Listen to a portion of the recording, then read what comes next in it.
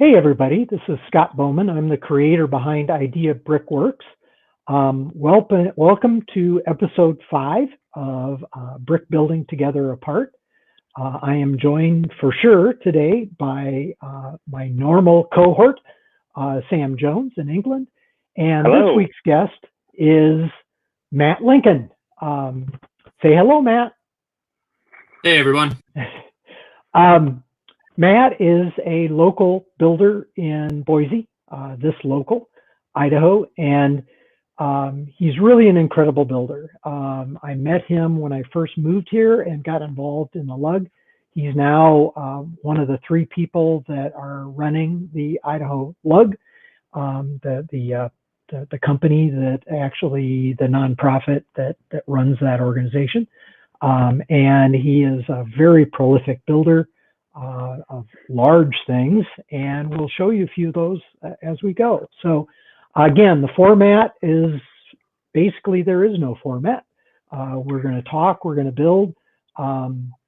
If we may have others join us, certainly put in the comments, and if you're a builder out in the community, we'll have some links for you to get more involved. And if you'd like to be a guest at some point, get me an email, and so we'll go. So at this point, first of all, I'll say what I'm going to build today. And what I'm going to build is, or at least start on it, is going to be the Y-wing. I've had this in my backlog for some time. It kind of finishes the, being the original Star Wars baby that I watched like 13 times in the theater. Because there really was nothing like it. This kind of finishes that, having a TIE fighter, having the X-Wing, having one of these, having the snow speeder. I have a feeling this may be one of the last UCS I buy, because I just do not have room to display them, and they really need to be displayed. But so anyway, what are you going to be building, Matt? Well, I'm going to be, working on a build for a customer in Florida, the Tim Shanks guy, the lead singer of that 16-second stare group that I've built a lot in the last year. So I'm going to be working on the building that he works in, which is it's called the HA building in Tampa, and it's an administration building built back in the 1920s. So it's kind of got classic columns to it, large sunrooms on the ends, and I'll flip the PC towards it after a little bit. But I'm going to be working on that for him. I've been kind of pecking away at some of the interior and furniture, things like that. Oh, cool! So it's got a full interior, everything. Yeah, it has the fully tiled floors everywhere, and the different rooms where they have various activities and whatnot. So I'm not building an official Lego set. I'm just working on creation for a guy in Florida. Or what we call a mock, and a commission too, it sounds like. So I just got a commission, at least conceptually, to do a Model X Tesla. Oh, nice. In creator scale. So this could be an adventure.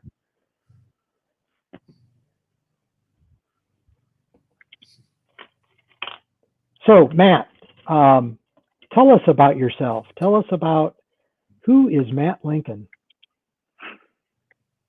Well, I'm 43 years old, and I started building with Legos as far back as I can remember. I think that's the way it is for all of us. I remember, preschool playing with Legos at my parents' house here in Boise back in, 1981, 1980 or so.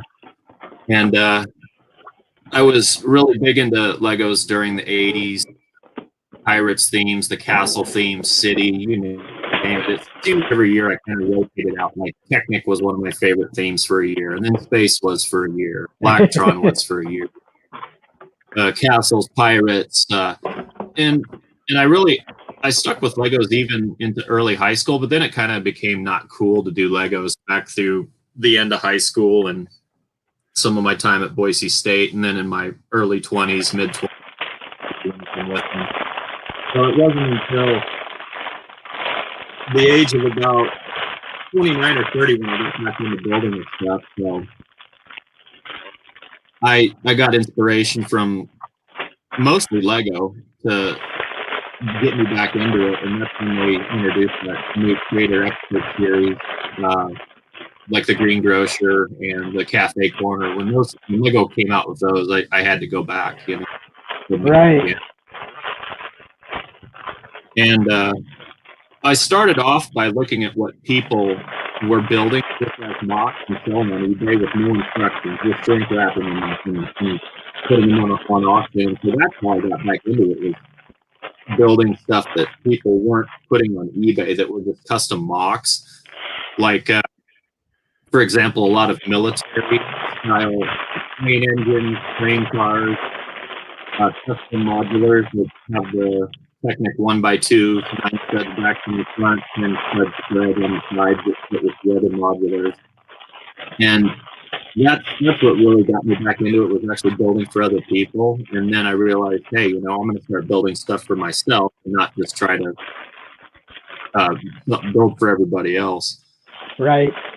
And Sean, that has Big Arrival, and you know Sean really well, that did Smoke to the Bear. He and I had been friends for 3-4 years plus, since the Lug even it came about in the Boise Metro. And so he and I shared ideas and concepts, and we're pretty much like the Boise Lego guys, you know what I mean? We didn't know you or Greg or anyone else in the Lug at the time, but I remember Sean saying, wow, you know, there's potentially a Lug going to start up in the Boise Metro, and I was ecstatic, and he was about a year before we had our first meeting.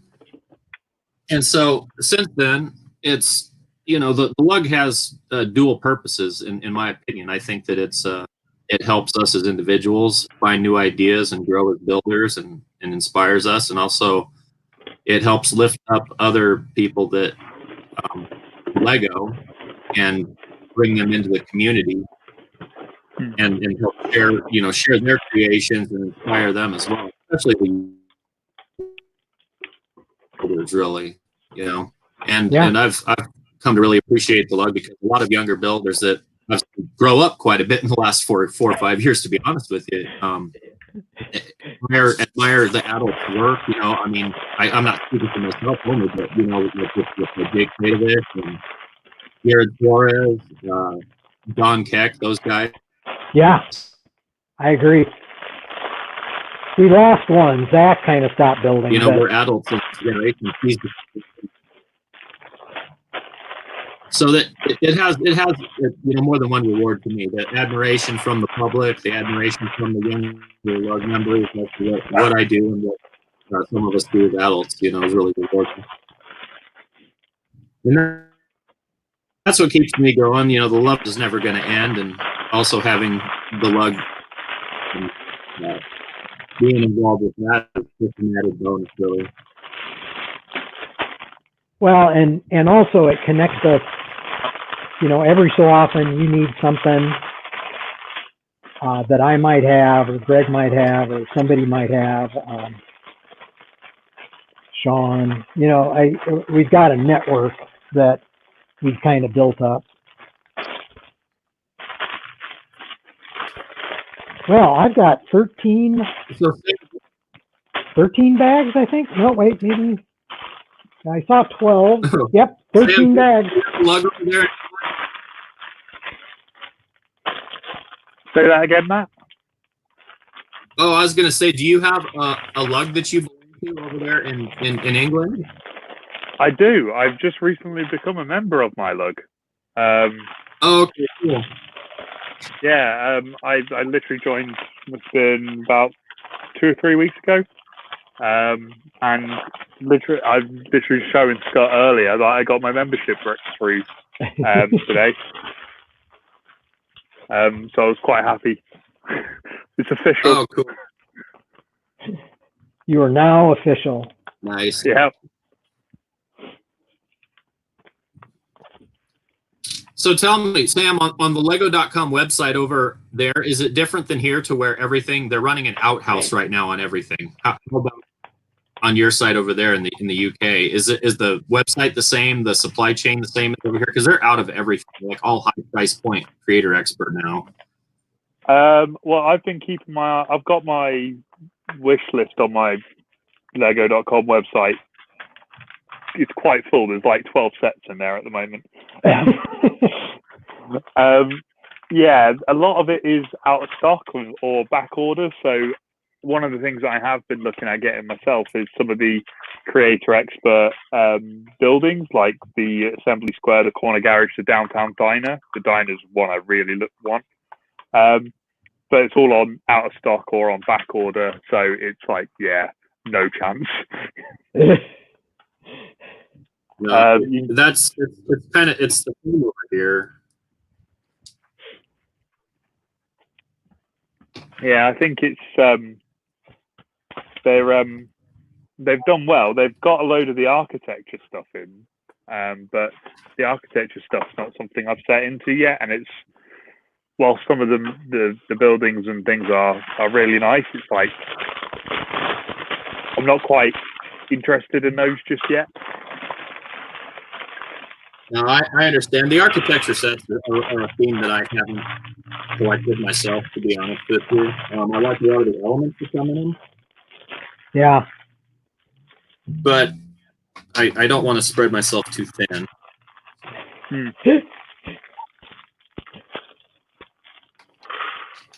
That is a very weird statement coming from you. Oh, what's that, Scott?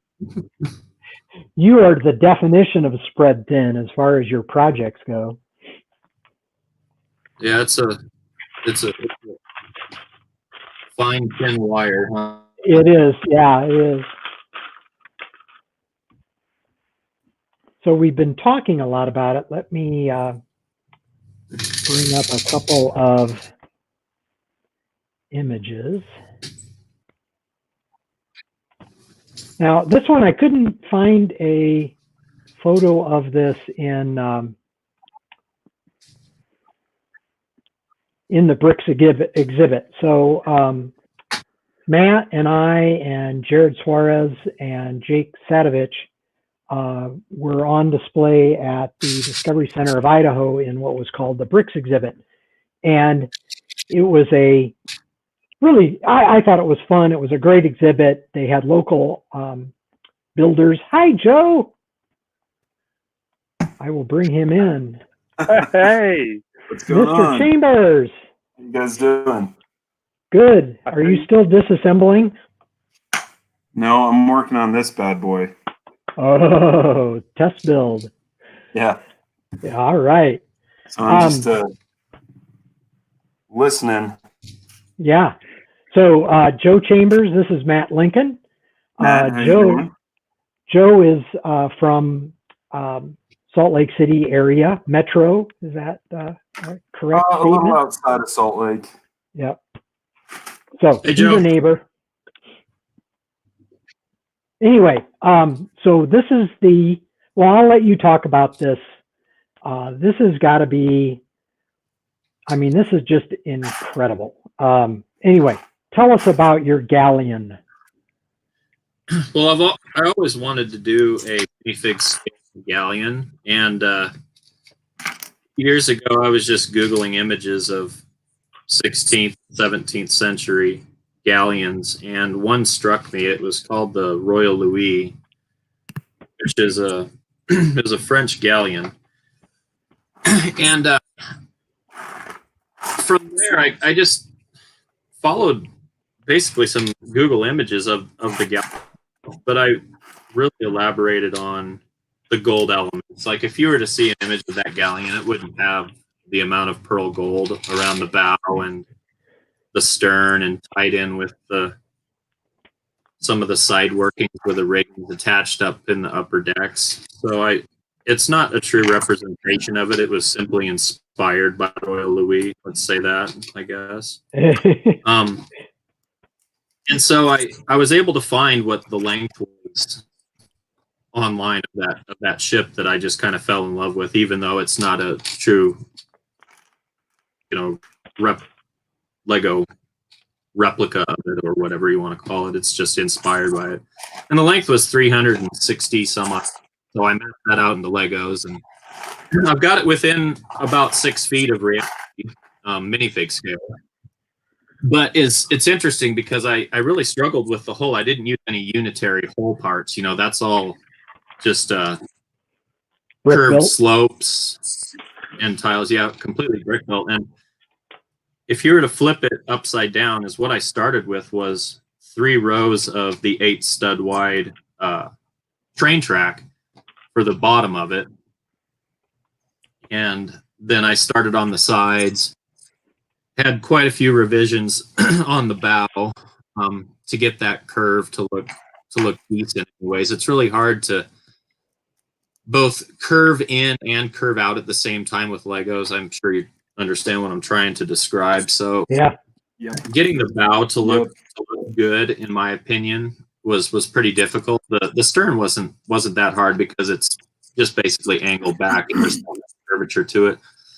But I also wanted to build it in a modular manner, so to where I could take all the decks apart. And so while building that with that in mind, and I was building it in a manner to where I could take each deck off, and also decorating each deck from the captain's quarters, the very bottom, the whole heap, all the different inner workings of a ship as best could, from the galley to where they have the mangers where they kept the livestock, pigs, cows, etc., chickens on the upper deck. I had to catch myself slowing down a lot of the time while working on that and making sure that I wasn't ignoring a lot of the stuff inside, which is easy to do once you get on a run and you're really moving along. But I'm really proud of it. It's in the garage now, covered with plastic and taking up more room in the house. So yeah. Do you have any idea how many brick or how many minifigs you've got in there? You know, my guesstimation on elements, I would probably put it in between 15 and 20,000 would be my guess. And as far as the minifigs that are on it, I'd say there's probably about 50 or 60. Yeah. You know, this is a free build, so I wasn't tracking any parts. I just know the amount of time it took. I have a relative cost in my head. I had to, you know, bricklink on it, and the size of it. That's my estimate on parts, was 15 to 20K. I know that's always the question we get on big builds, and it's rare that, you know, I can actually be fairly precise on the moonshot because it's all in Digital Designer or in Studio now. But you're right. I mean, a lot of the other builds, it's very difficult to get that number. With a lot of my stuff, when it comes down to the parts, is that I typically tile everything. So I don't take into account the fact that there's maybe like 2,500 tiles. Like, yeah. And a lot of the smaller elements too, the 1x1 dots that you're stacking in, all the backing that I have to put in certain areas that you don't see, things like that. So I always like to talk about the set. So I know this isn't a, you know, it's the second issue of the UCS Y-Wing, but this is something I've only really started recently is, you know, this brick, the idea of a 2x2 brick that's got a link connector and an axle hole. You know, I remember as a kid, these came out because this is one way wheels were attached as a kind of a standard. But now they've become this structural piece. So in this case, you can tell it's part of the frame and it inserts into the frame and then has a very solid connection. I used these bricks. Actually, I used a 2x4 version in order to strengthen the Falcon, the large UCS Falcon, so that it could be displayed at such a bizarre angle. But I just kind of started thinking about doing that. And there was just a thread on Brickset about impossible builds. You can put something together that can't be built. And they were challenging people to put together something that can't be put together but can be taken apart. Anyway, that was an aside.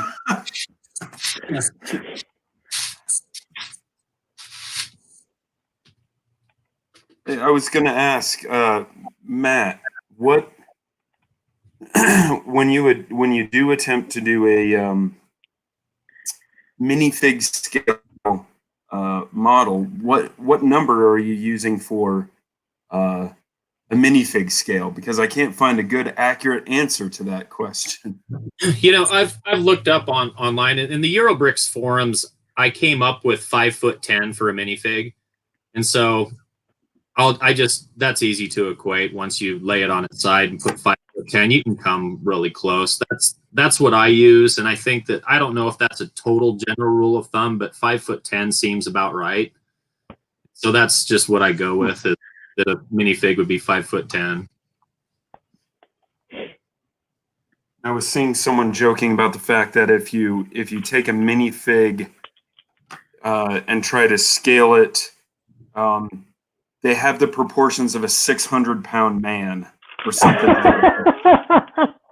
Well, that makes sense.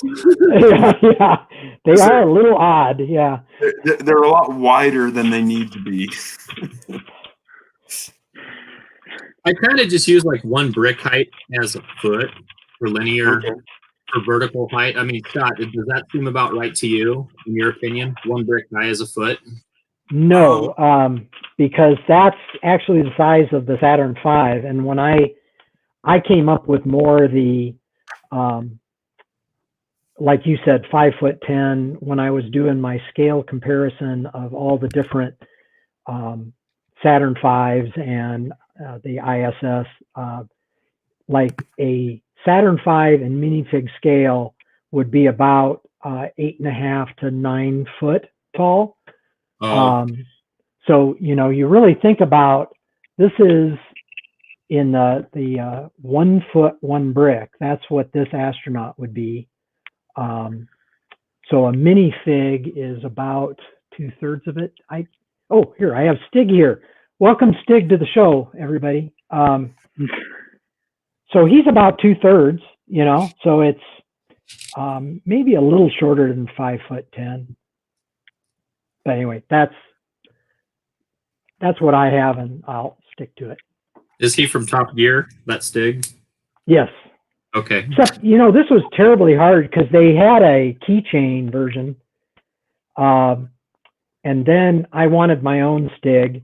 And of course, this is the scary Stig. He doesn't have a face. But we don't know what Stig is anyway, right? Well, other than the book he wrote. But other than that,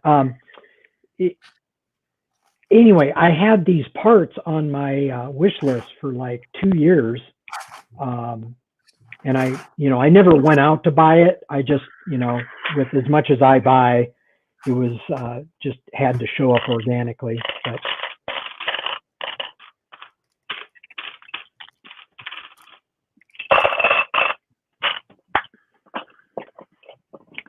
So, whilst we have a quick interlude, we'll say hello to a couple of our regular viewers. Again, as always, my cousin Luke.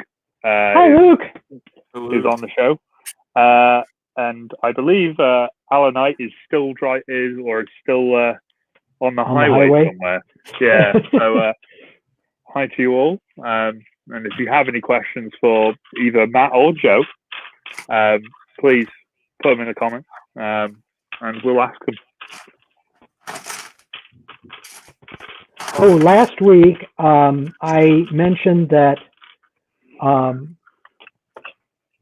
I was working on getting Leah Chan on as a guest, and I do have her scheduled for the I think it's June 13th. So put that on your calendar, Joe, because you'll want to hear her. You want to make it a battle of the space builders or something? Yeah, exactly. I'm totally kidding. I'm totally kidding. Hey, that's a good idea for a show, that is. You know why I'm confident there, Joe, is I know I built the biggest space thing that anybody has built. So yeah, but if there's a competition for most detailed, Okay. Yeah. Yeah, the Saturn V doesn't have enough greebling on it. I have no idea what you're talking about. We'll say hello to Sam Bradford as well. Hello. He's watching. Cool. Yeah, I love going through my first draft of instructions and being like, that's not possible. What was I thinking? Yeah. Oh, we all have moments like that. Yeah. No, I have wake up in moments the like that morning some regularly. days and say that.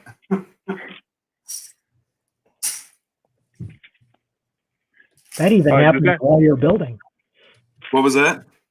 That even happens while you're building. Random question. Does anybody need any dark blue 1x2 plates? I seem to have required quite a lot here. And yeah. Define quite a lot. Well, I've counted 30 and yeah, I've not made a dent in my pile. Let's see. 1, 2, 3, 4. My little opportunity has, I think, 4 or 5 of them. Yep. Well, they were all on when I went to the Lego store in Birmingham, which is not too far away from me, at the beginning of February with my housemate. I visited the Pick a Brick wall, and it was on the wall, and I thought, oh, these will be great for me to help me build my TARDIS. Except now I've actually put it into Studio and designed it properly. I'm probably using like none of these. So there was an ambition there somewhere, and I went, actually, I don't need a lot of those. Oh, that happens to me all the time. But then, like 2 years later, I'll find that stash because I'm doing something, and it's like a lifesaver. So yeah, you just never know. This is very true.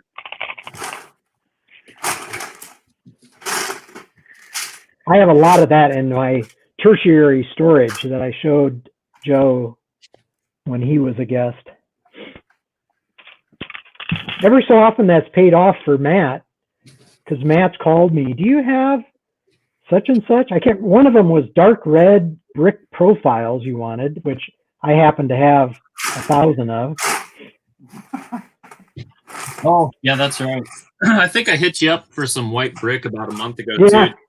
that too. Sorry, where are you at, Matt? I'm in a suburb of Boise, kind of in between Middleton, Caldwell, and Nampa. Okay. Yeah, the Boise metro, basically. Oh, Treasure Valley. Yeah. gotcha. So I should hold off on making fun of Idaho more because there are 2 of you now. Yeah, I think you're outnumbered now. So. And you're down in the Salt Lake metro yourself, right, Joe? Just outside of Salt Lake, in Tooele County. Okay. So I used to have to fly down to Salt Lake once a week for business back in 2000, 01, and 02, and so I got really familiar with the area then, but it's obviously changed quite a bit in the last 17 years. Had to go to Sandy, Murray, Midvale, West Jordan, Sugar House District, and all this to visit retail accounts. So yeah, it's grown a lot even since I moved. I wish that we had the Wasatch Front and back of the Boise area instead of the Boise Ridge. It's a lot more picturesque. Yeah. I don't know, I've been to some really picturesque parts of everywhere, actually. What are you doing? Oh.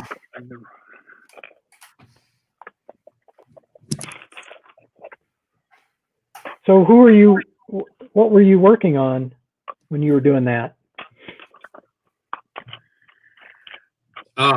Me? Yeah. Oh, I was the retail sales rep for Quality Produce, which is a produce distributor based out of Garden City. I went from being a produce manager at Albertson to the retail sales rep for a produce company that eventually went out of business. But the 3 years I spent there was really nice. So. Eventually, the too many chiefs and too little Indians is what. It's funny how that happens. Yeah, it has a tendency of happening. Somebody has to do the work.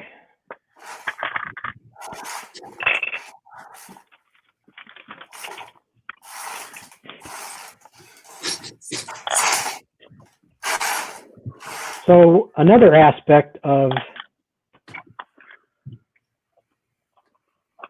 Matt's building are these buildings.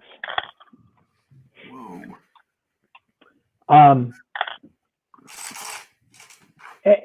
These just go into the crazy zone, in my opinion, for so many reasons. But one of the things that has always impressed me about your work, Matt, is texture. And this one's a great example of so many different things you do. But could you talk a little bit about this one? Oh yeah, gosh, that's my favorite fantasy medieval build that I've done so far. Wow. Even though I'm a few years old. The building itself, I got inspired from, I don't think it was, maybe it was Leonardo Davidi is his name, or someone else in the Eurobricks forum that does work really similar to this. So that inspired me, but I didn't want to make it just like what he did. I wanted to change it up. And one thing about it that took me forever that I love is the roof, because I used hundreds and hundreds of those 4L bars. Yes. And had to use the modified plates with the clip and run them sideways along the opposite that you would run trusses. Put those on, and then the rubber bands, those black rubber bands from Lego. I ordered those from, I think it was somewhere, I don't remember if it was Norway or what, but like in the US, those things are like 60 or 70 cents a piece, but someone had them for a piece. So it was a spendy build, but the 4L bars actually were on the bulk wall at one of the Lego stores. So I got those for pretty cheap, but the rubber bands were a pretty big expense, but I had to use the Lego rubber bands, not just, black band. So, yeah. But the tying in those vines and making it look like it's really overrun with greenery and moss and stuff. I love doing that. I'm a big greenery fan. I try to incorporate as much greenery as possible. And unfortunately, the roof, I couldn't design it to where it could come off easily. I like to make things to where you can take the roofs off and see everything inside, but this one is limited to what you get to see from the outside. Thankfully, I think this is a little better picture of the vines you were talking about, which are... Yeah, the whips, yeah. Yes.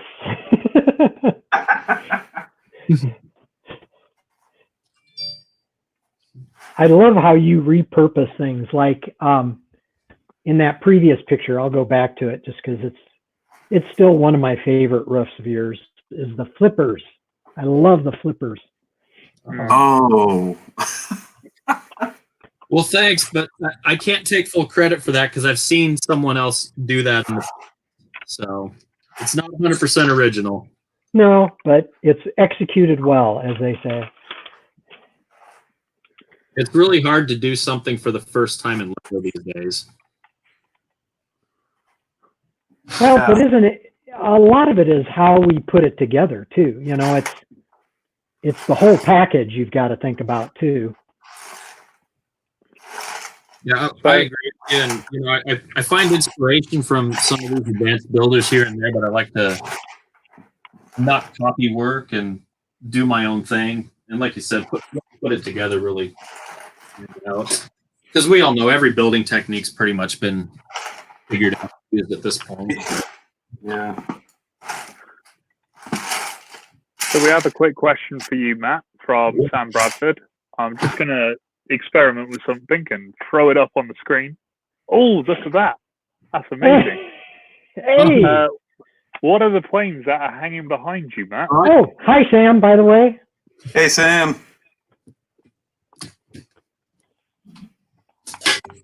Those are the planes that Lego came out with their, what were they, Creator? That's the first Yeah.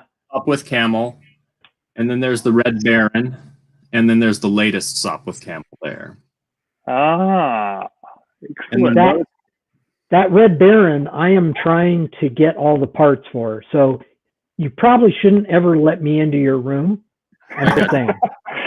The sun is pretty bad at that angle, but I loved the Indiana Jones theme, so I've got the Indiana Jones planes hanging above the desk there.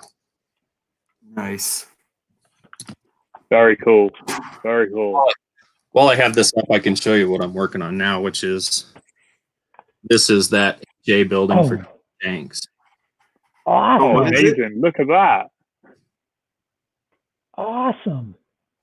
Wow. Huge. That's awesome. Absolutely brilliant. Thanks. Oh, I never feel like I'm very competent when I'm around you, Matt. Oh, God. Stop with the flattery. Hey, the nice thing about this build, it's pretty straightforward because he sent me pictures of the exterior and the floor plan. So, Oh, that helps a lot.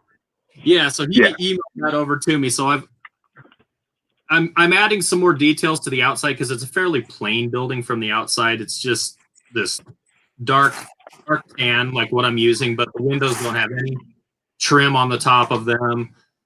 The entryway does have the corbels on the pillars like I have integrated, but he kind of wanted me to make it a little more interesting. He's actually going to display it in the lobby of the building that he works in, this admin building. So he wanted to elaborate a little bit on the exterior details. It has a wing on both sides, which you saw as I panned across, and I could only go back a third on these wings, or it wouldn't fit on what would be his pallet that'll be picked up and taken to Florida. So,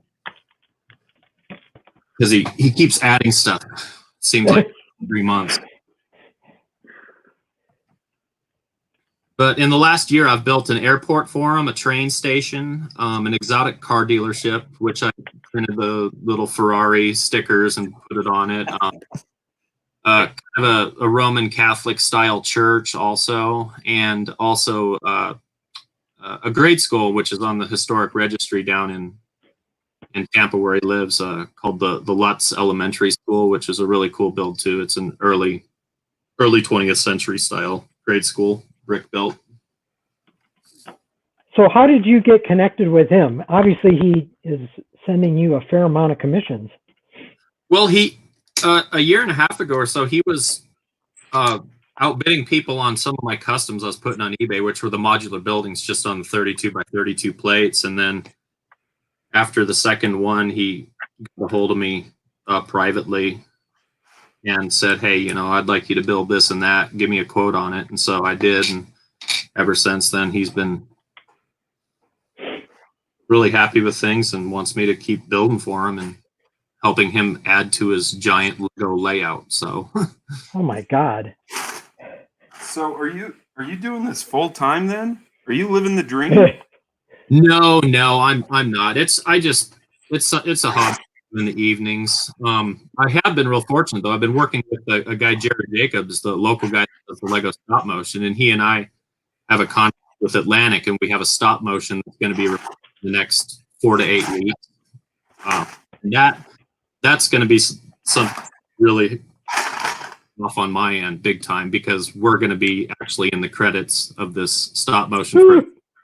And the guy at Atlantic for the artist that we're doing it for, which has 2+ million followers, YouTube, Instagram, said that once it gets released and we're going to be in the credits, that it's going to be a whole different world. So we'll see. Well, Very nice. Well, keep me in mind. You know that. I can follow directions like anybody else. Oh yeah, well, you remember what, a month or two ago when I contacted they wanted that on something, but I'm ready and willing. the COVID thing kind of screwed things up in the last 3 months with with their streaming music and all their projects, because this guy Jordan that works at Atlantic, he was in a high rise in New York City every time we do FaceTime and things like that, and now he's in upstate New York because everybody from Atlantic got sent away from New York City, so he's up kind of by Buffalo, and we FaceTime with him from there, and actually he's on vacation in Florida now, but everybody that pulls the strings, they work in the same building, they still all communicate, but they're all kind of doing their own things and getting an answer on certain things and getting some concrete information that we need to finish a few things has been a little bit harder than we anticipated, but it's still really great. We're happy to work with them because of the opportunity they're giving us and in this contract. So, but if you go to on my Instagram, there's a couple hints to what it'll be, or at least one anyway. We do have an NDA on it, but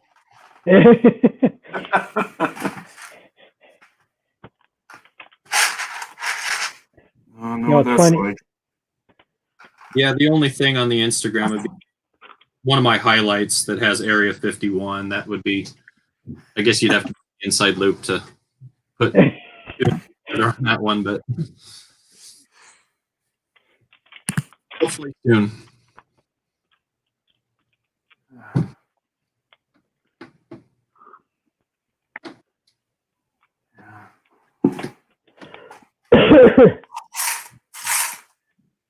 Just when I think I have all the parts that I need out and ready to go. You never do. You never do. You never do. Never have enough brick.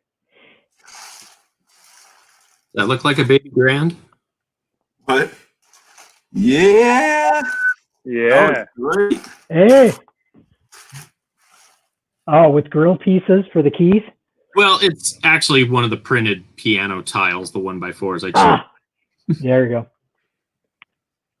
Did you see that one that they're, I think it just got in the 10,000 vote club, a working piano? Did you see that? I didn't. Working piano? Yeah. I'm not sure it plays music, but the keys work and let's see if we can have crazy stuff. Look at it. Oh, I'm talking more than I'm building, so I've got pieces left over that I shouldn't have left over. Scott, if you get that finished in the next hour and 15 minutes, I've got... No, I won't be that fast. Oh, I should show from last week. Yes, one, right? Yeah. I should show from last week. I did finish cool. Boone Langston's antique fire truck. And it's got its own little ladder, hoses, the engine compartment. It's actually got a fairly stylistic old straight four. I love the old engines, like they would be 12 liters and 4 cylinders. I mean, basically milking pails as cylinders, so. I'm sorry, Joe, that Mr. Chambers, that was a reference to mechanical engineering. Oh, I did not understand a word you were saying there. Scott, I was, well, technically I still am a pilot. Oh my God. Yeah. That's fabulous. And most general aviation aircraft have air-cooled engines, and so they're 4-cylinder engines, but they're big cylinders, and they burn oil. Yeah. So there are engines that are still like that.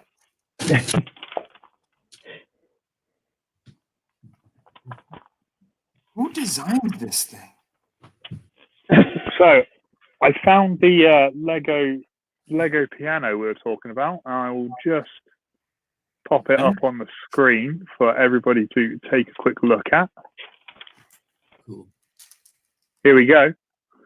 Whoa. So I did remember right. Yeah, playable. Oh, nice. It's you've got folding covers and everything. I love the little gold feet. Oh, wow.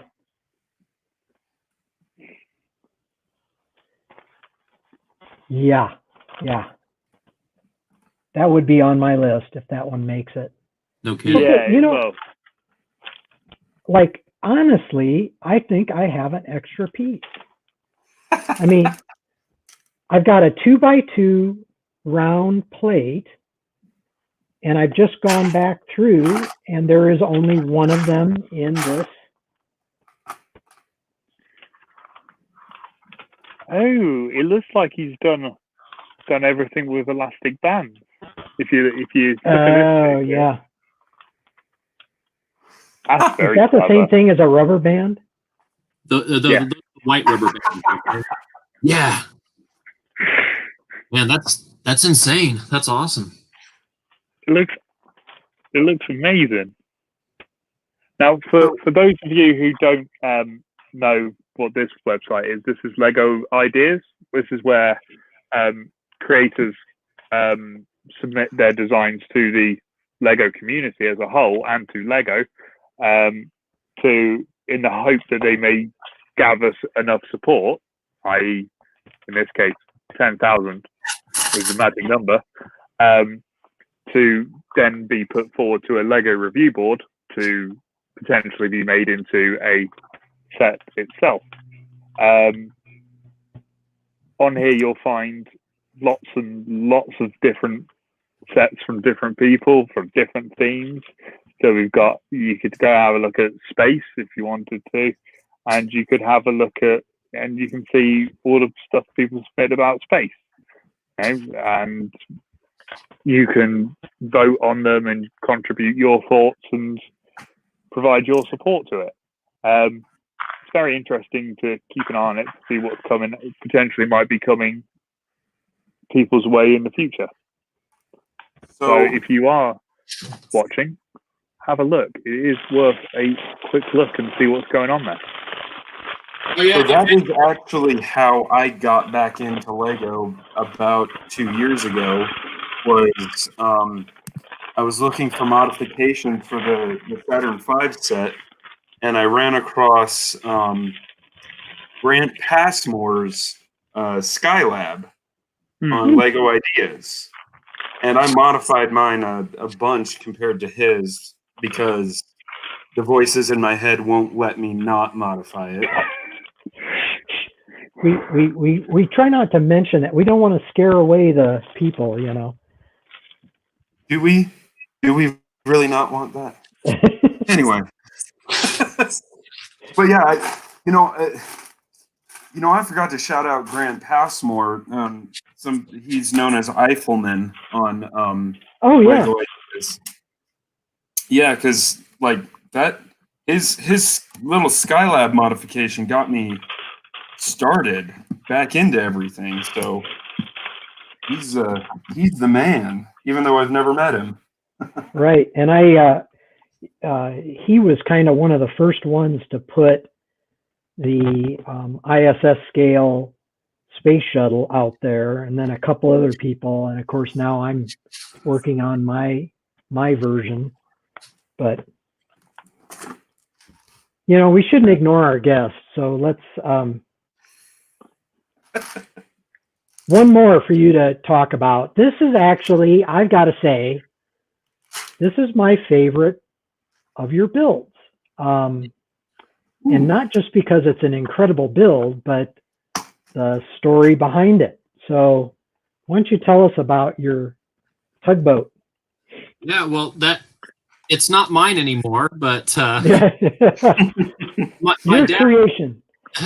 My parents had a place on Whidbey Island outside of Seattle. My dad really fell in love with tugboats, and so he wanted me to build him a tugboat for Christmas a few years ago out of Legos. They love Legos also. They collect them, and my mom builds with them here and there. She's an artist, but he wanted a tugboat, and he just left it up to me to choose, and I chose the Fairplay 10, which I believe was a Norwegian tugboat. And I just followed Google images of it. I got some inspiration on the hull from Konjara. I forget the guy's name, but I think he's Norwegian also. He is like a Lego tugboat master. And so I couldn't really figure out how I was going to do the hull until I saw some of his work. So I used what visually I could see from his work with tugboats, with Lego tugboats, and used what he was doing as best I could for the hull. But the rest of it, I just kind of winged it, and it's modular. It all comes apart. The captain's turret up top, the roof comes up to that, and then there's cabins below, and then the main deck, about 40% of it comes off, and you can see the twin diesel engines inside of it also. He loves it. I don't have a lot of pictures, but here's a nice detail shot of the front. I just love the build technique of how you did that. The deck was pretty hard because you can see it's all bricks that are snotted. That's the entire deck, and so I had to wrap the nose cowl around that with 3mm rigid hose and anchor it on. And it can't take a really hard hit without some of that coming off. I've had to refix it a couple times, but it's not hard to do. But in the meantime, it's one of those mocks where it would take quite a bit of re-engineering to put directions together for it and make it to where it'd be like a set, Yeah. I have no idea what you're talking about. It's not any of the biggest work I've done, but I really like it. My dad loves it. I'm glad that Scott likes it a lot. I'm really proud of it. It was kind of out of my element because at the time I was just focusing on like fantasy medieval builds. Right. Yeah, that was but you did the Japanese or the junk, which I have as well. Here, I got a picture of it.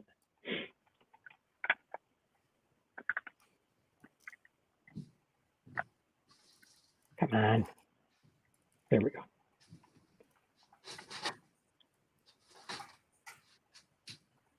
I know I did. Yeah, there it is.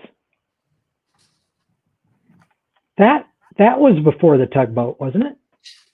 That was probably 2 or 3 years before it. And I love that boat also. I took my time with it. It was out of my element. Just followed a Google image of a modern day Chinese fishing junk that had like the sonar radars on top of the captain's cap in the back, and all the other stuff that I saw on it from the nets and the buoys, etc. And that's also just a brick built hull. Lots of curved plates that are L for the hull to wrap around. It's another one that can't take too big of a hit. But I was always because it was. I think that was the first ship that I did. Period. Yeah, it was actually. Yeah. It is kind of nerve-wracking when Matt moves into any of our shows because we don't. His stuff is big, but normally you handle it yourself, and we let you. So. No, yeah, it's you take off from the house and plan out your route with as many right turns as possible and the least amount of stoplights. But I've had a couple go down and a few hours of repairs here and there. But hey, they're just Legos. I don't glue anything together. If they come apart, there you go. I was gonna ask, do you do any of that? What's the word I'm looking for? Illegal stuff. Do you ever glue things together? Do you ever use non-Lego parts? No, I don't. I'm considered a purist, basically. The only thing that I can cut or alter is 3mm rigid hose, bend it or cut it. That's just the rule that I stick by when I'm building for myself. With this project for Atlantic Records, we've had to break the rules by custom minifig faces that aren't done by Lego, things like that. But when I'm building, I don't glue anything or alter anything or use any non-Lego elements. It's hard sometimes, but that's Well, we have another guest joining us. It's Peter. Hopefully. Hello.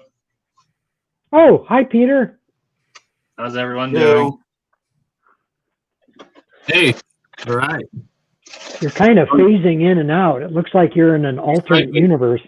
Oh, I think it's the flicker on my LED lights is messing with the auto exposure on the camera. Oh, Let me see if I can.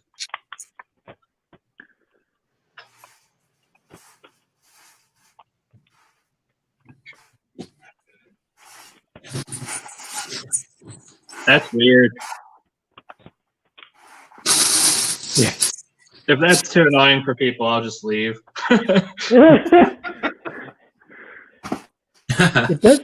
It does make it interesting. Oh, there we go. I turned my light levels down low enough. It's not messing with it anymore. Okay. There we go. there we go. How is Peter today? Pretty good. Just getting some things started in the garage studio. Do some more stop motion builds. For those who don't know, Peter is another member of the Idaho LEGO User Group. So He appeared in episode 3, didn't he, Scott? he did. Yeah. Again, this is blowing my mind that you guys have Legos up in Idaho. I think you're definitely outnumbered now, Joe. Yeah. Oh no, I should watch what I say. Hey, Peter, does Dean have you doing any other speed builds for the sets for technology? Yeah, I'm currently working on the Hidden Side Wave 2. Oh, killer. So I have 3 done and 3 more to go for that one. And then hopefully we can start with some of the June releases if we get them. Yeah, I know. I was in there a couple days ago, and he's got an outhouse also. He's not very happy with his sales reps. Yeah. I'm not sure what the issue is. I'm pretty sure the supply chain problem with the Mexico plant being closed is not helping. Yeah, No. I think the whole problem itself.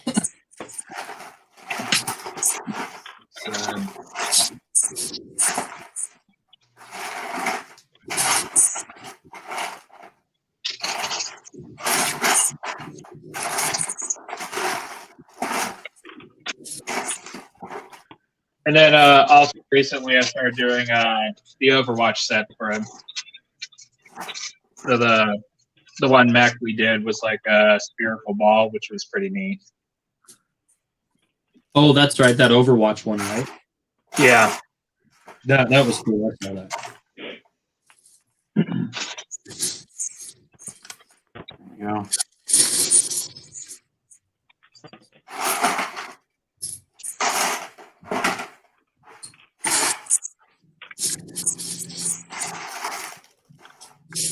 So, Mr. Chambers, are things starting to open up down in your neck of the woods? Yes, they are. I'm just kind of a naturally paranoid person. Not paranoid, but anxious person.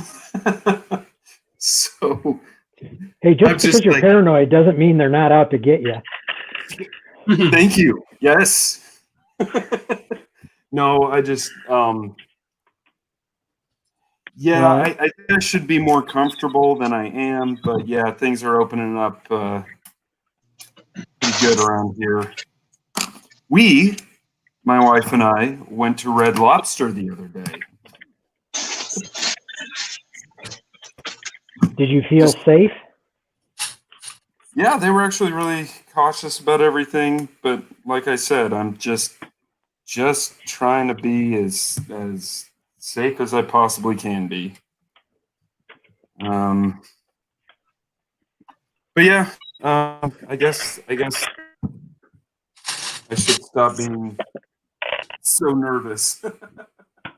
You know, the thing that gets me, I still go to a restaurant and I'm being a little judgmental, but if everybody's wearing masks, I feel so much more comfortable. And Yeah. yet, it's still a little spotty as far as them doing it. But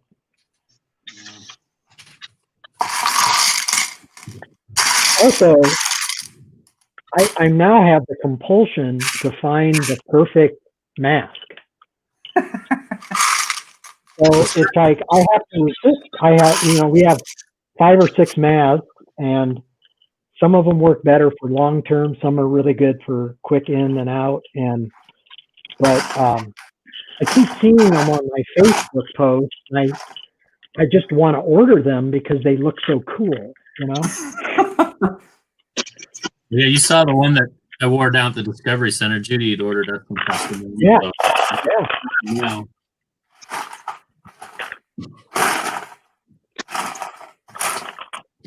So Scott, yes. Were you able to take a look at that model I sent you? Not yet. Okay.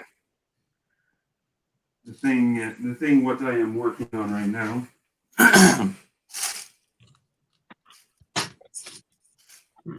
No, are you going to be able to do something tomorrow? What's your Sure. Yeah, I'd love to. What? Why don't you send me an email with a time that works for you? I don't think we've got anything going tomorrow, so. Okay. Yeah. I may be cleaning the bathrooms, so please save me from that. You need an excuse. I need an excuse. Was anybody able to get one of those new haunted houses ordered? No. I'm kind of on lockdown with no income coming in. Uh-oh. So Well, I was planning on waiting till later in the year. Yeah, they're out of stock now. Period. Even for me. That's got to be rough on them because they depend on the bumps of each, new release. It was a strict limit of one. I ordered one. They did ship it. I tried for another one, and they would not allow it. But it's out of stock now. It was on the 20th when it came out at midnight. Yeah. For us, but then within like 10 hours, they pulled off the website almost completely, and now it's just out of stock. Period. It's on back order here in the UK. Oh, so they'll still let you order it. Yeah, orders will be shipped by the 29th, so 6 days. Well, my Barracuda Bay is still not scheduled till August. Well, no kidding. Oh, wow. Same boat as you on that one. Yeah, it's terrible. Well, I built mine digitally. That's right, you did. I feel like I've already built it and moved on. I'm still waiting for the Lego Technic Ducati to go on pre-order. The what? The Lego Technic Ducati Panigale V4R.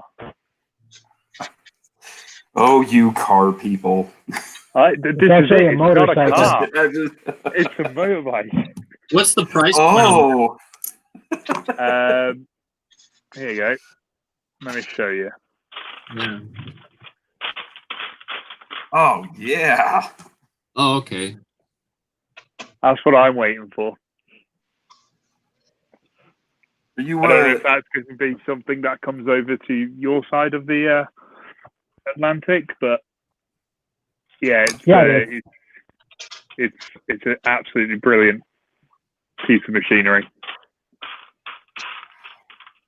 I actually may have to get one because the guy that I'm doing my van project for wants me to think about doing a motorcycle project for him. So I may have to buy it. Well, by that reasoning as well, Scott, you might have to buy the Harley Davidson as well. This is true. If only someone you knew had done a review video on it. I wonder who might have done it. That same person might have done another one, but I haven't seen it yet. It's because he's not happy with how he's done it, and he keeps sitting there and he keeps looking at it going, why? Why did I do this? Sam, in my defense, I thought you said Bugatti and not Ducati. So I would have said motorcycle, but No, that's what I It thought. must be my British accent, you know. say that again. I couldn't quite. What? And I thought it was another Bugatti Technic, like 250 to 350 car that I wasn't aware of. I knew that there was a Lamborghini coming out this summer. Yeah. Yeah, I've seen the Lamborghini teased. But So we don't know a price point yet, do we? No. On the Lambo, it's got to be in the couple hundred, don't you think? I would Oh, yeah, imagine definitely. 250 to 350, like the Porsche and the Bugatti. So a Easy. few years ago, I had the opportunity to go to Abu Dhabi for for work, and I know you might not believe me, but I got tired of seeing supercars. Yeah. I saw Bugattis. I saw why can't not Rolls Royce. Yeah, I Well, did see Rolls Royce. Them too, yeah. I just saw everything. Isn't that Yeah, a crazy part of the world? I mean, it's just bizarre. Yeah, pretty nuts. Abu Dhabi is definitely one of those places. Haven't been there a few times for work. You do see a lot of fast cars everywhere. Why am I forgetting the? It's that British company. Bentley. Bentley, thank you. Jeez. Yeah. You know, maybe it might look something like this.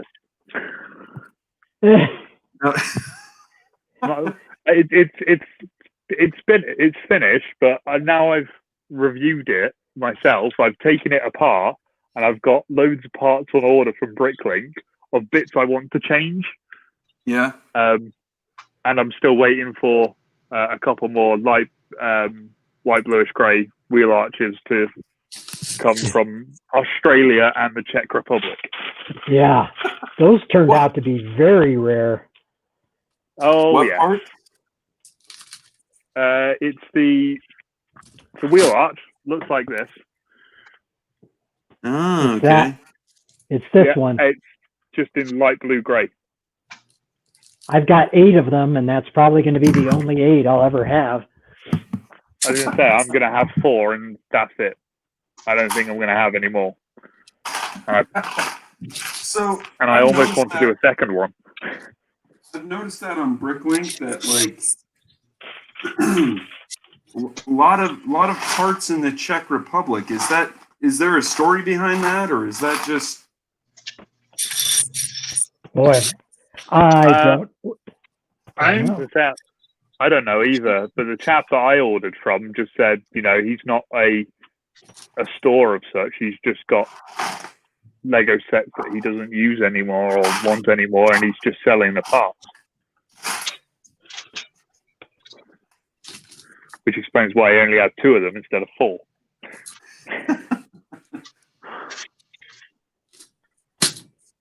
Well, I hope that international shipping is still good to No, I'm getting kind of nervous because almost 6 weeks ago I ordered about $300 worth of dark red 33 slopes for the roof on this building for Tim Shanks from Norway, and I haven't seen anything yet.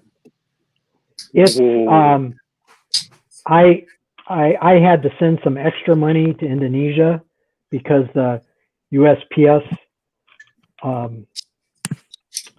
apparently we have pulled out of something, but then also I had one from Canada that took 2 weeks, which was just crazy. Well, it's interesting because a gal from the UK ordered some Indiana Jones sticker sheets from me a week ago, and I mean I just plopped them in the mail with 3 stamps, and she in like 4 days left me positive feedback. So wow, very good.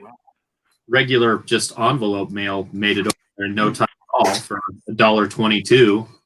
Well, of course that's that's first class, but that particular store in Norway has thousands of positive feedback. I know that they shipped it. It's a big store, you know. Yeah. But there's no tracking available, period, in the terms of the site. But all the positive feedback I've seen is most of it's from the U.S. buyers, you know. Yeah, I doubt it. I doubt it's them. Like Indonesia, he kept going to the post office, and finally he had to send it DHL, which was only like $8 more, you know. So I just sent him the $8 more, and I got it within a week after that. But the one from Canada was normal international post, and it just took forever.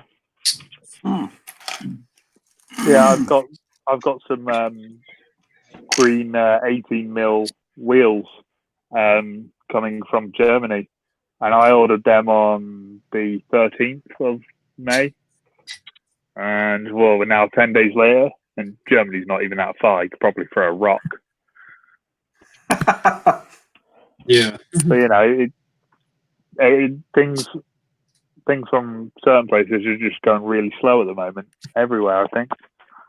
I read something But if you about order, German's customs were really slow right now in somebody's terms over in Germany at one of the Bricklink stores. Huh. That might be it then. I think it said 6 to 8 weeks potentially German customs. Whoa. I don't know if that's incoming or outgoing or both. So Yeah, So- I might be completely weird, but I know I'm weird. Oh Lord, I know I'm weird. Yeah. I tend to only order parts from people in the U.S. because I'm impatient. I don't know. You know, I did that when I started the Bentley, and I thought, oh yeah, I'll just order all the parts from the UK. You know, everybody in the UK will have them.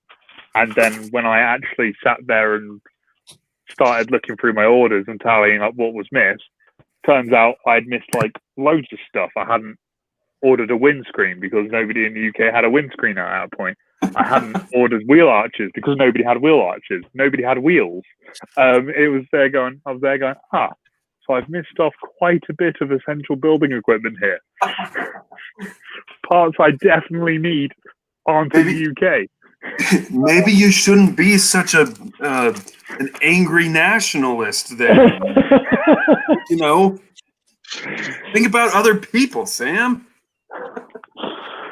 Well, you know, I have, and I've ordered from Australia, Czech Republic, and Germany. Now, I'm fully inclusive.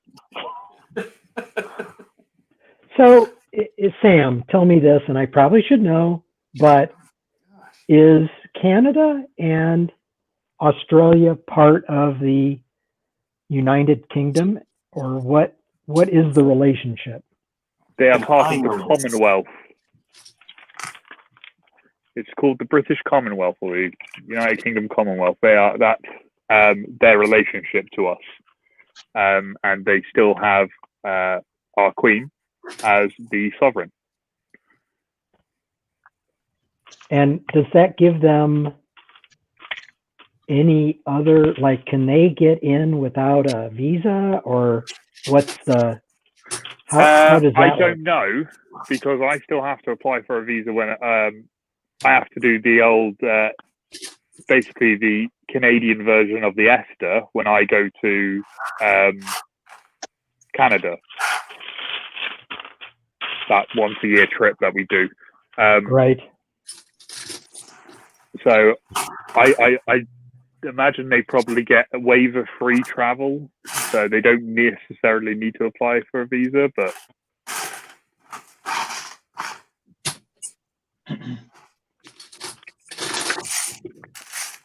if anybody watching is from Australia or Canada, put it in the Chime comments in. and tell us what benefits do you get. So they share a monarch, which means they're only ceremonially related. Yeah.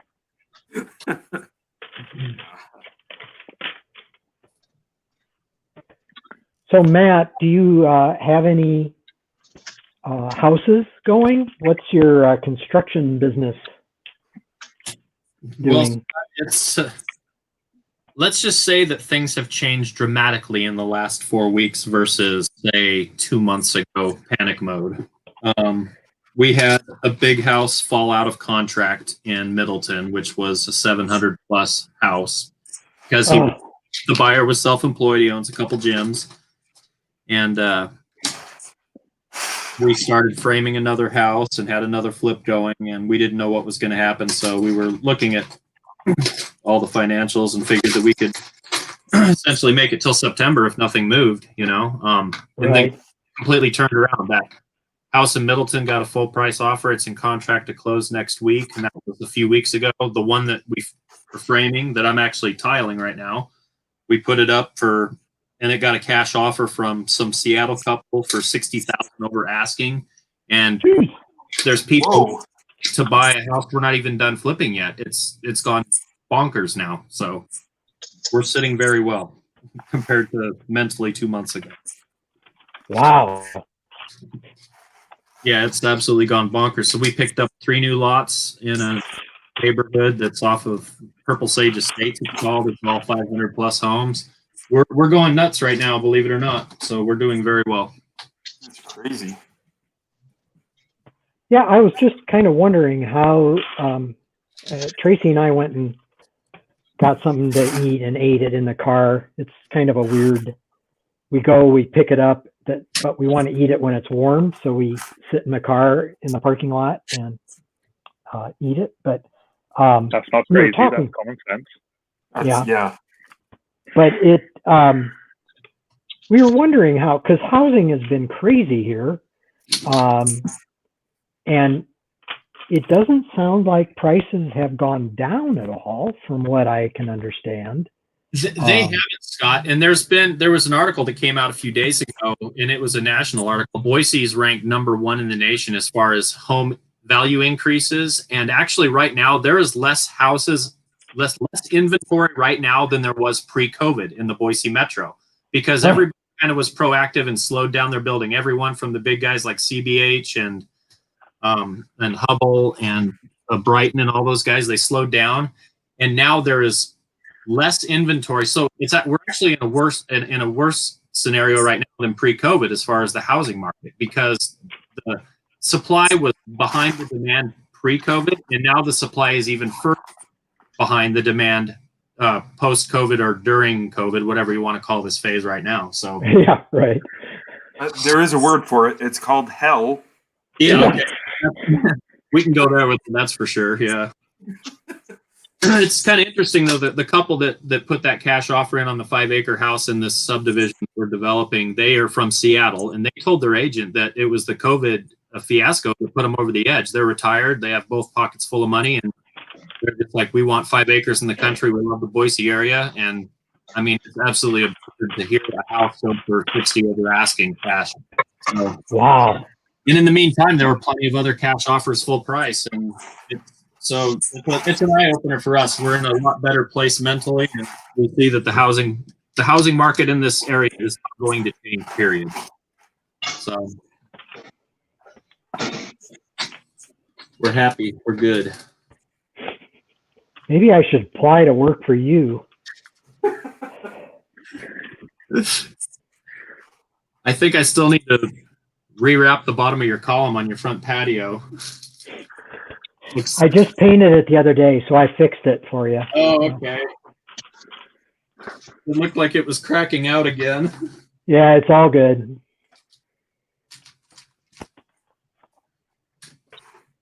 I'm not going to call in the warranty. Okay, well, you know I'm good for it. I know it. I actually fixed the door to the garage too. Was it sticking or after? Yeah, I had to do some pretty. I did some sanding to get that better, but yeah, I think it just was getting moisture in, so I sealed up the concrete, and hopefully it'll be better now. Well, that's right. The door jamb was swelling up a little bit. Right? Yeah. These darn houses, they do settle and adjust. Well, yeah, and you know, everything needs maintenance. You didn't teach me that in Yeah, there's a engineering lot of school. people out there that don't understand that part of it. You know, one of the things I noticed that they sprayed this house, and you've seen it, Matt, but it's got that fiberboard, so it does have some exposed fiber, and that doesn't get very much paint. And so I think I'm going to start painting the trim first, because the trim needed it, and actually using a brush, because frankly the brush gets the paint on where it needs to be, where the spray just doesn't get it all. Were you talking about, is it Hardy Backer siding that you have, or just the standard true wood style? No, it's hardy, but it still has, you know, some of it is absorbing some water and expanding. You fixed a couple of those. Okay, that's right. So are we still talking about Lego here, or Like talking about Lego houses and how they settle and everything. yeah, I was trying to relate that to the Lego houses, but I'm kidding. I'm kidding. Yeah, they settle when I drop them.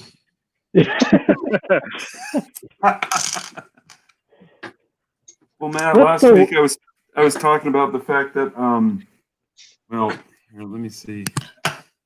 So I've got that LUT right there, but I'm also rebuilding this one. Oh, killer! Because when we moved last summer, this one it didn't survive the move very well. Oh. So, I actually took the tower part off of it and wrapped it in saran wrap. Oh yeah. And then put it in a box, but it still got, something still happened to it. Oh, was it inside and you had big tear down repair, or? Say that again. Oh, did you have internal damage where you had a big tear down to get that? Yeah. Oh, yeah, and also between when I built this one and now, I improved the design a lot. And so I was basically bringing it up to the current revision standard. Current code? You were bringing it up to current code? Yes, current code. Yes, I had to follow the NEC. Let's see, it was Article 590. LUT construction? What was that? LUT construction? Yeah. No, I had my face buried in the NEC this week because of the project I'm working on at work. And 590 is temporary construction power. Yes. So anyway. Extension cords, right? No. No, what's the main breaker on this project I'm working on is 1600 amps at 480 volts. Oh. And that's only one half of the building. Oh wow. Yeah. It's Just a server farm. So It's big. Oh. Like 22 gauge wire. That'll do it. Although, What? Let's see. Joe, you'll appreciate. So one time, I think it's 350 MCM. I think it's 6 parallel runs. Yeah. Anyway. So Joe, you'll appreciate this. Okay. So we can get equipment, large equipment, in lots of different voltages. And one time we were doing an industrial complex, and we were doing chillers, and we had the opportunity to order chillers that, and these were like 1,200 tons. So that's big. You know, your house is 2 to 3 tons, maybe 4 if it's pretty big. So this is like a 1,200 ton chiller, and we bought it 4160, and so we're connecting. I can't remember the amperage. It was probably 800 amps or something crazy, and it's like it was like 3-aught cable, and I'm like, this is just crazy. It was so the copper. We just didn't have to have as much copper as we usually did. Oh boy. Yeah.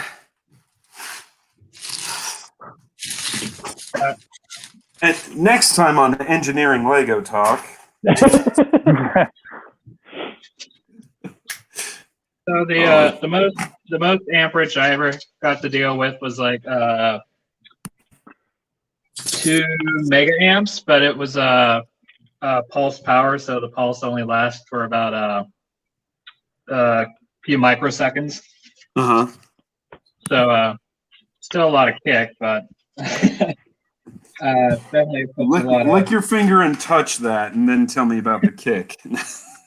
Well, it was inside the vacuum chamber, so it was all good.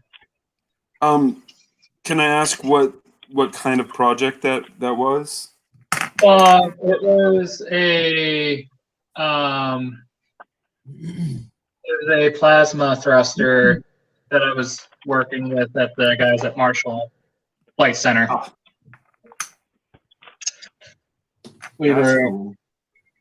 The university I went to, we were working on a miniature ion thruster, and we were trying to integrate our plasma source with their pulse coil system.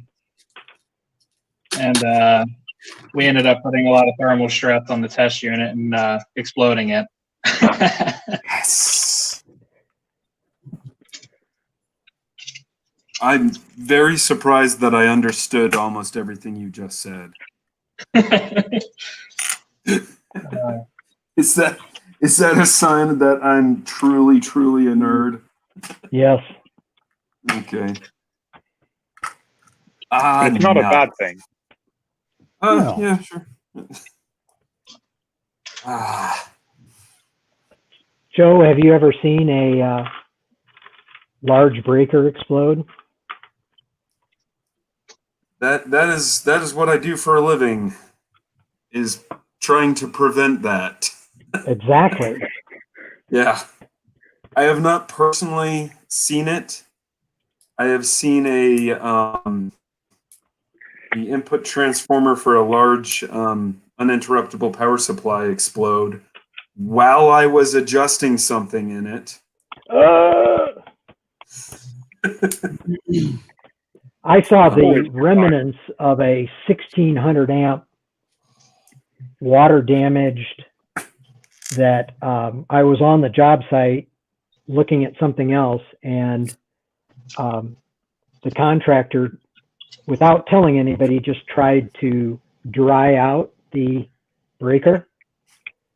And when he tried to engage it, I could hear it from the other side of, I was probably, 1,000 feet away. And I mean, that thing was loud. Luckily, the guy got blown back and he was okay, but dumb. That's the number one injury for things like arc flash is burns and then broken bones. Yep, physical, because you get tossed back.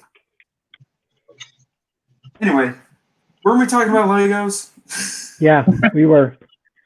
Oh, I wanted to ask Matt. So you have a Bricklink store? Yeah, it's called Boise Bricks. I don't have a lot for sale though. I just have some unique stickers and a couple other elements. I'm I was planning on going shopping this afternoon. 95% buyer, not seller. So Yeah, me too.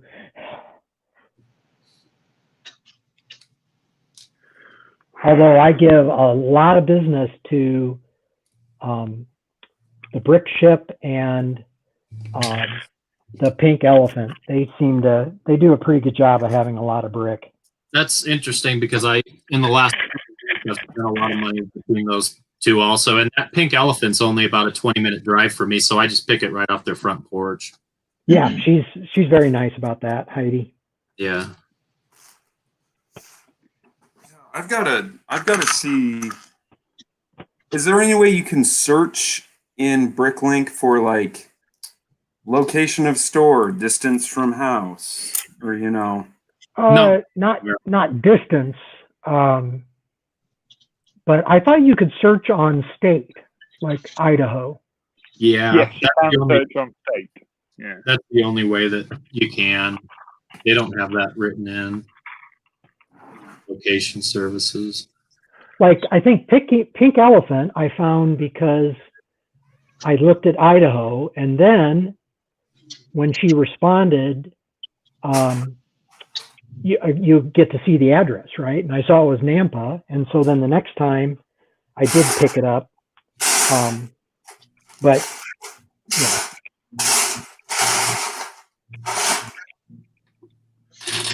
Okay, who's searching for parts right me. next to their microphone?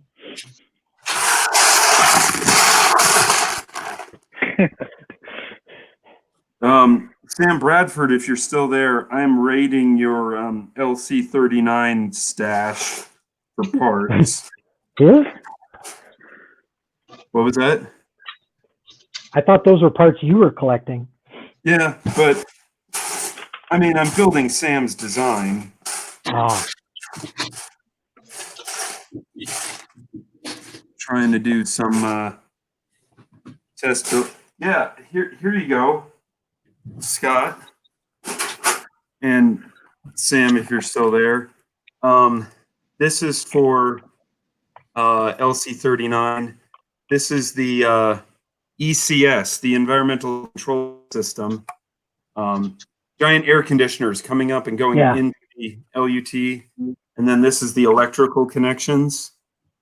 So I did a test build of Sam's design for that last week, and it actually looks pretty nice. it does. Looks very nice. Yeah. Is that light blue? What? Is that all light blue? Light bluish gray. Yep. Yeah. Let's see. But I'm building that just a little bit at a time. Well, Sam Bradford is still here, and he does have one comment for you, Joe. Okay. I will pop it on screen. Rude.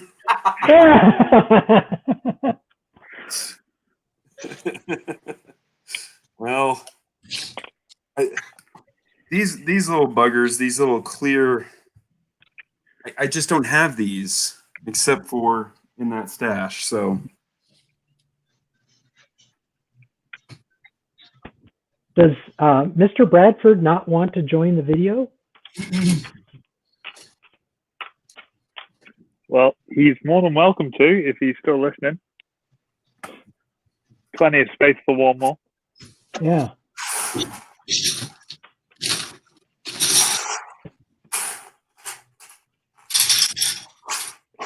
Did my video freeze? what was that? Yeah. No, you're still moving. Okay, it's just frozen on my phone then. Well, Because I just see my hand in front of the screen. okay. But yeah, no, I just we finished that. only see what you're working on. We don't see you. I don't know if that's by design. It is. Oh. No, He doesn't. I can never think of a good way to show what I'm working on and my face at the same time. Yeah, and I don't have a webcam, so you get to see my ugly mug. You know, they're not very expensive. I'm just saying. Yeah, I know. And I just saw Canon release some beta software to turn my DSLR into a webcam. So I might start messing with that to see if I can get it working. But yeah, I just finished building another Overwatch set. Oh yeah. So let's not forget that Matt Lincoln is our guest. So let's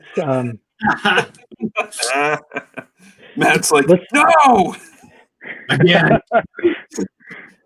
I wanted to show this would be 2019 Festival of Trees, and this was your build. A little bit of a collaborative build as far as the sled, correct? But do you want to talk about this one a little? Oh yeah, that's the Nightmare Before Christmas. Jack Skellington's house and the town hall from that movie. And then the guy at Minifigs, I forget his name, he made the sleigh from that movie, which has the skeletons, horses pulling the sleigh, or the skeleton deer. That's right. Yeah. So he put that on top. And it's killer. I took that town hall apart, but I still have Jack Skellington's house in the garage. I don't know. I'm in between taking it apart and just leaving it alone. So I thought it turned out to be pretty nice. They're not modular. They don't come apart, but yeah, they're very nice shapes. It's hard to really kind of duplicate Tim Burton's animation in the movie with how much angle out the walls have and the absurdity to those buildings, but I thought it turned out. What did you say about the columns? I remember they don't have very many connections, do they? No, those columns, yeah, I only caught them with the centers because I used the hinge bricks on those outside two and just kind of angled them out, and they just rested in place, really. Yeah. And the scene in front of Jack Skellington's house is when Sally picks one of the flowers and it turns black, and she realizes that his plan for Christmas isn't going to work out, for those who have seen the movie. Yeah, in the 25 years it's been out, I've never seen it. Me either. Well, it's odd because just as of like a year or two ago, I thought that it was a fairly new movie. Like in the last 4 or 5 years, I watched it and I was like, "Holy cow, this is mid-90s!" You know. One of my sisters was obsessed with it growing up, so I might have seen it too many times. Oh. Still a nice movie. Oh. I wanted to ask, how often do you use a technique that isn't really like structurally stable? Like, is that? I guess my question is, how much of a priority is it for you to make something that is structurally stable versus how it looks? What's your priority? Like, for example, with that Jack Skellington's house, my priority was this external image versus interior structuring, because those walls are just held on with snotted hinge bricks that you see on the house. So, like, the Okay, wait. Define snotting, because I don't know what that is either. The stud's not on top. It's I built a column inside and then put the hinge bricks on top of the column, turned the plates down to where they would hold the walls at that angle, which is about probably 120-degree angle or so. Mm-hmm. The house. And so that's not structurally sound there, really. It's just visually sound. But when I'm obviously building for like someone else or another mock that I know is going to be well traveled and is going to be around for several years, then I take more time in making sure that it's going to be able to go in the back of the SUV just fine, and on parts with hard rubber wheels into shows, things like that. So, okay. So it all just depends on what the application is. yeah, I would say that. I haven't put that much thought into it really, but I would say that's kind of how I go about it. Just curious. I mean, there's some stuff that I'd like to build that I know I can't make structurally sound very easily. Some fantasy style builds, but I could help you with that. I'm kind of known as a structural engineer in the Lego world. Yada yada yada. I'm sure, yeah, you can, because I don't really use the LDD very much. I'm more of just a free builder. You know? Yeah.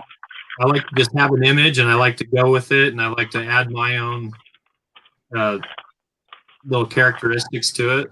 So I'm more of a free builder and kind of wing a lot of stuff when it comes to internal support. Buildings are pretty straightforward, houses, walls, things like that. But when I'm building a mountain, the internal structure, I've used a lot of Duplo for that. I like Duplo now. Oh, really? Yeah. They are Lego. I'm okay with them. That is true. Are there, I don't know this, are there transition pieces you can get for like transitioning from Duplo to Lego?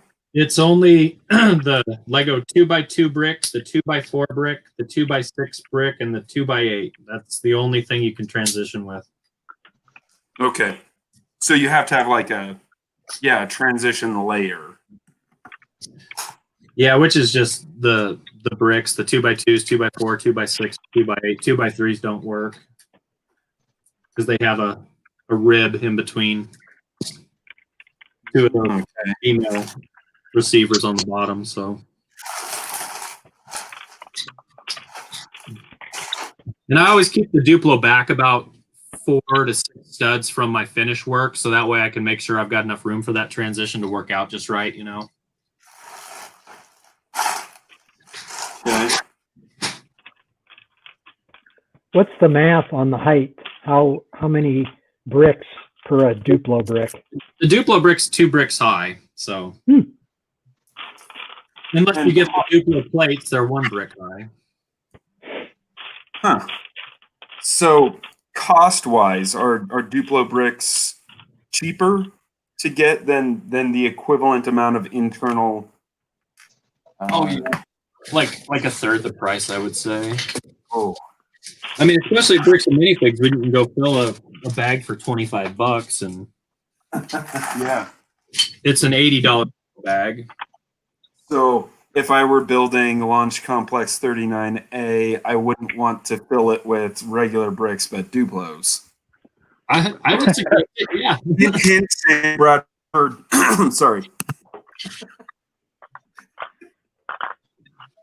Whereas I do Technic, I do a frame. You know, that's my go-to. And I've used that technique on a couple mountains also, and I like it also. It's something mentally about knowing that you have Technic bricks inside instead of Duplo is you have a better feeling, even though nobody knows. But you know. Yes, that's right, and that's what matters, huh? Yes. I know. Oh, man. Sam Bradford says he has been considering the Duplo bricks. Ah. Hey. And he won't be Well, joining now us that today. I just learned. What was that? He won't be joining us today, unfortunately, either. Okay. So you will sit back and watch the chaos. That is a very appropriate word for what's going on.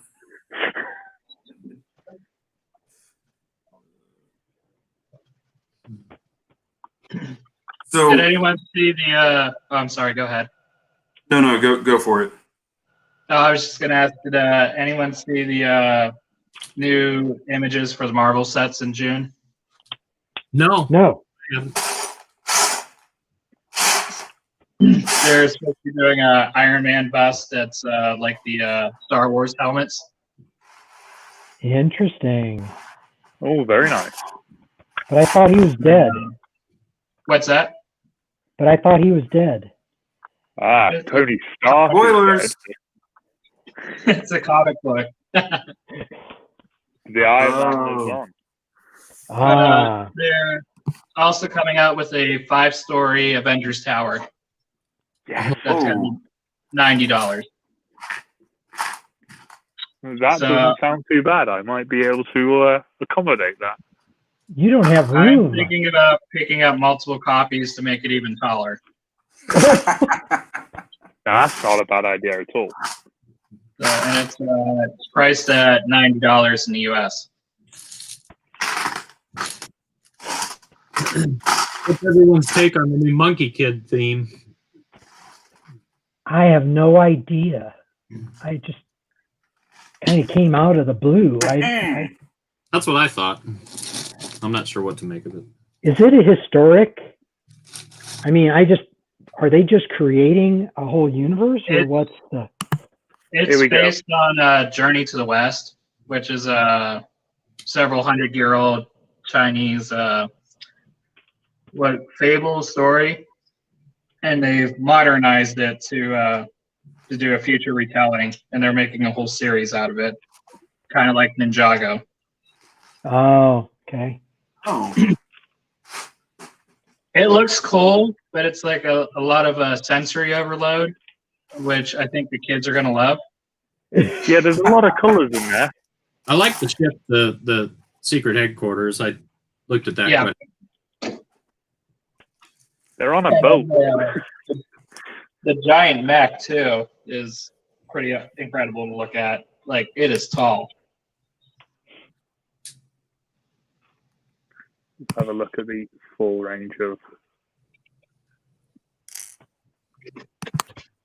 the warrior mech. There you go. Okay. Yeah. wow. No kidding. What is that? About 14, 16 inches tall?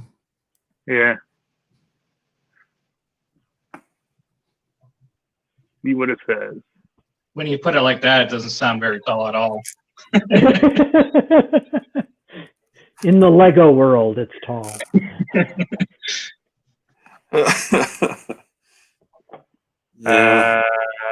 15 inches. Oh. Nice. Huh. Yeah, come on. I play with stuff that's above 4 feet tall. I don't bother unless it's above 6 foot tall. What was that, Scott? You're breaking up. All I can hear is you're a mechanical engineer. 11 feet or Okay. per bus. Oh, I think I have a little cabin fever, guys. It's great to talk to other humans. that are not your spouse or your child. Or my coworkers. That's always a nice. Tell me about it. Yeah.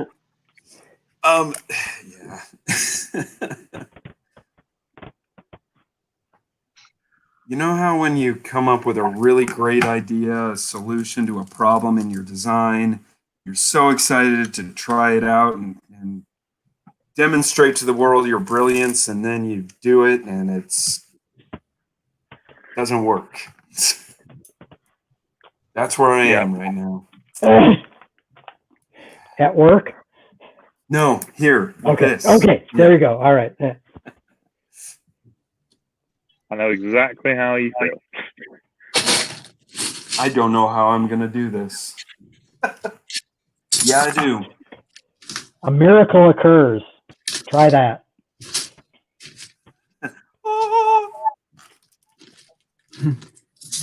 Hey, Scott, has So, Greg your show or stepped in at any point in your previous broadcasts? Did what? Sorry. Has Greg stepped into your Saturday show? No, he's on the list, but he has not joined in. Oh, okay. You're on the list, so you can join anytime you want.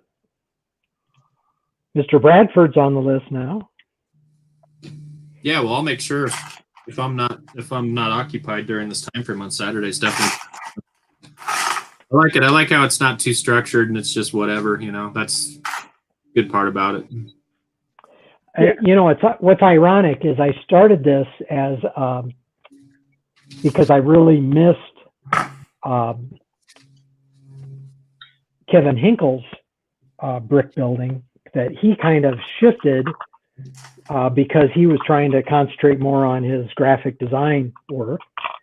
And then he made some offhand comment that if he gets 50 patrons on Patreon, that he'd bring it back, and he brought it back. So I was actually on his show last week, and I finished the Antique Fire Engine. Anyway, and Kevin still says he'll be on my show, but he hasn't committed to a date yet. So.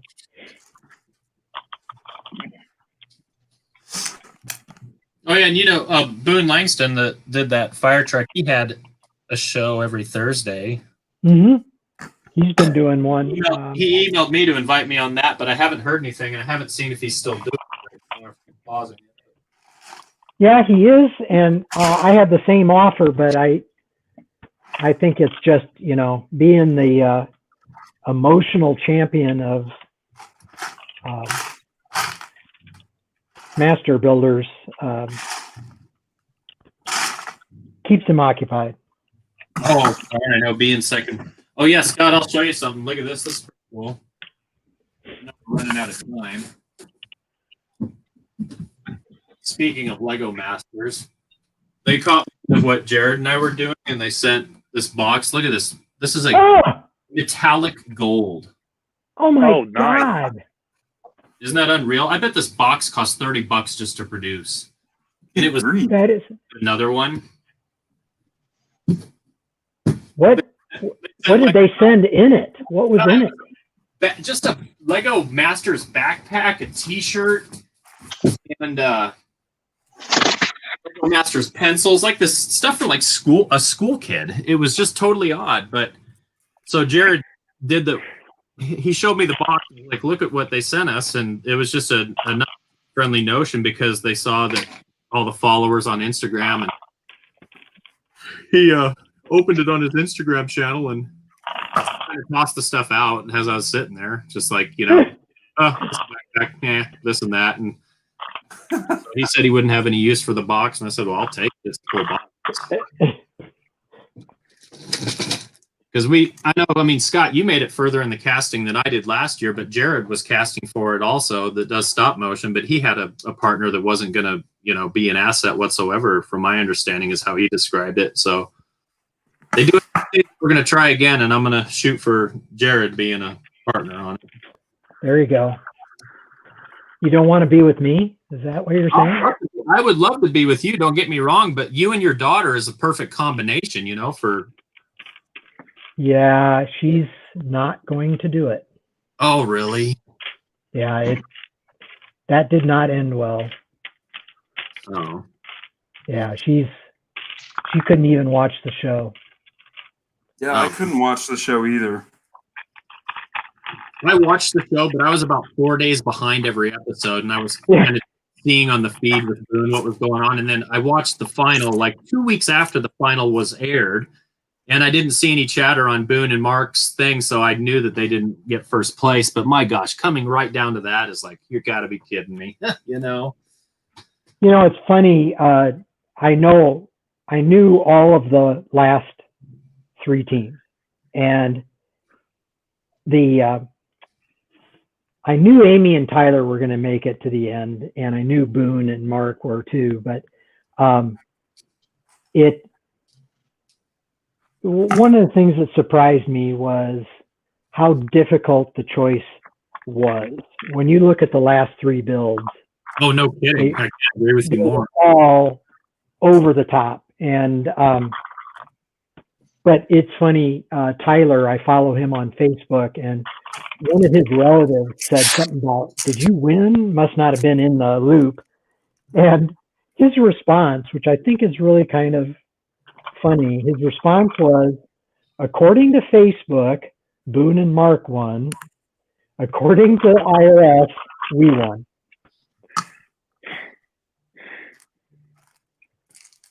Well, yeah, that makes kind of sense, because what did you get, about 28 apiece after everything? I don't know what. Yeah, when you think about $100,000, it doesn't go very far. No, not when you cut that in half and then in half again. So Well, it all went to Amy and Tyler, the $100,000. But yeah, there was a stipend involved too. So yeah, oh, that's true. And the further along you made it, the more you got per week, which correct. looked to me like it would barely even cover what you got at home, unless you were right at the end or whatever. Yeah, we're getting close to my NDA, so let's move on. But Matt, if you want to win next season, you got to come up with a good emotional story for the audience. Oh, I've learned their little what they want versus what they really want. You know, yeah, it's not just about how good of a builder you are. That's for darn sure. We know that. That I can't You need think to of be able to anything. sing. Yeah. Okay, I gotta me out, go. then. That was. That's me out. I can't think of anything that would trigger my anxiety more than having to build under pressure. Under pressure. Yeah. In If you front want of to other build people. under pressure, if you want to build under pressure in front of other people, you want to do a 34,000 brick Saturn V rocket in front of 1,000 kids with a deadline of trying to finish on 5 or at least 5 o'clock on the Sunday when you've already been there for 6 days, and you sit there and go, "This is intense. We've got to slow down. We got to finish. We got to speed up, and we just got to get the top on at the right time." And we did take apart something to let them build it again, but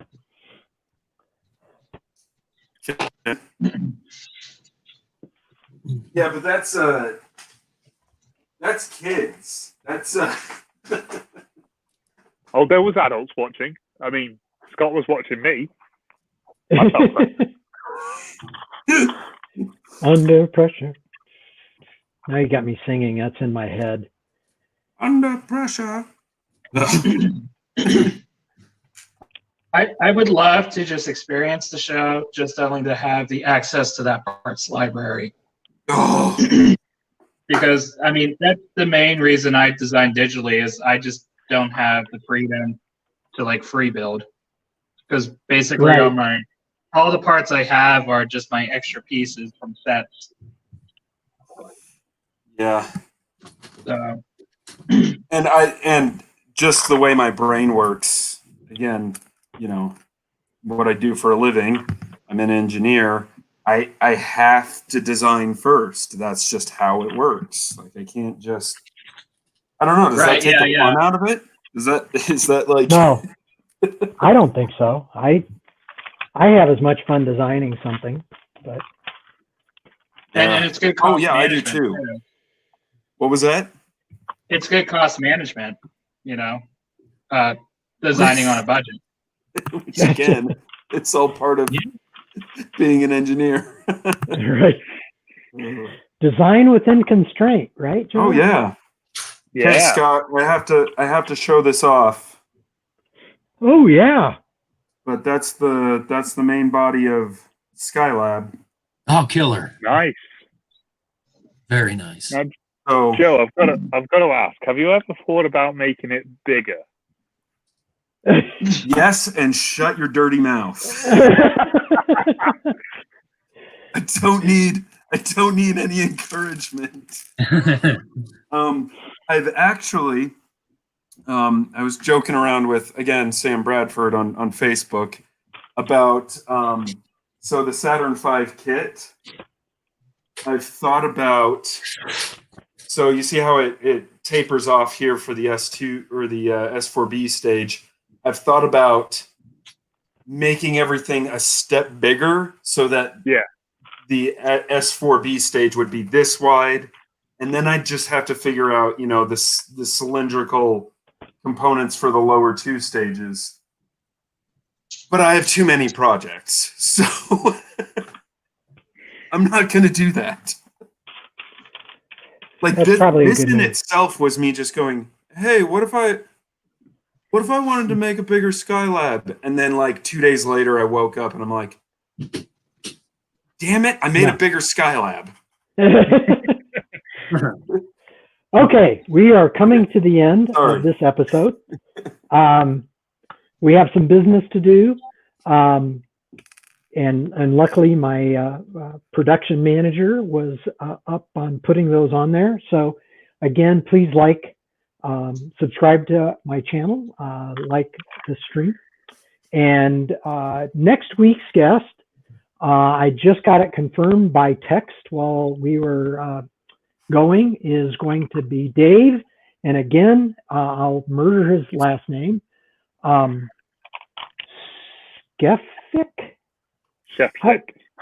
Yeah, it's like mostly consonants and just a couple of weird vowels. Anyway, Dave is with Brothers Brick. He's quite the builder. This last Bricks Cascade, he was part of a collaborative build with the C-Lug, the Seattle Lug, that was just over the top. It was a zoo and super, super well done. So I'm sure we'll talk about that and other things, Brothers Brick. So again, next Saturday, the 30th, will be Dave. And I want to thank Matt for being on. Thank you very much. Hope you enjoyed it. You're welcome. Nice meeting you, Sam and Joe and Peter. Always good to see you. Yep. Matt. Thanks, everybody, and I will see you next week. All right. Bye, Ron. Bye.